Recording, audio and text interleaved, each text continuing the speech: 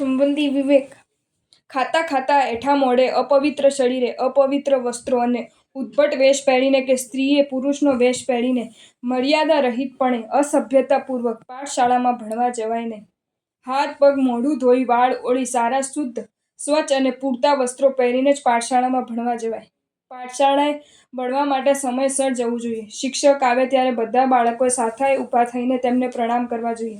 તેમજ ઘેર જતી વખતે પણ તેમને પ્રણામ કરવા જોઈએ. નિશાળની પરીક્ષાની દિવસોમાં પણ પાઠશાળાએ ભણવા જવાનો પ્રયત્ન કરવો જોઈએ. ન જઈ શકાય તો પછીના દિવસોમાં વધુ અભ્યાસ કરીને પડેલા દિવસોનો બદલો વાળી આપવા જોઈએ. ભણવાના સમયે ભણવામાં ધ્યાન રાખીને ભણવું જ જોઈએ.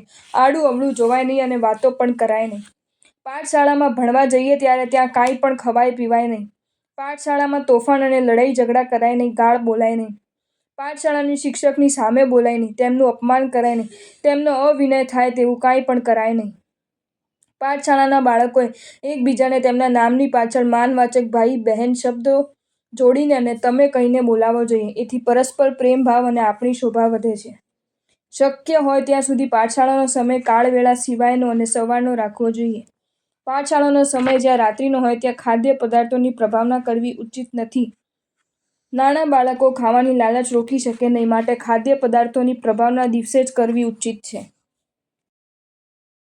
જો તમને આ વિડીયો ગમ્યો હોય તો આ વિડીયોને લાઈક કરો અને મારી ચેનલ જૈન ફેક્ટ્સ એન્ડ સ્ટોરીઝને સબસ્ક્રાઈબ કરો. ધન્યવાદ.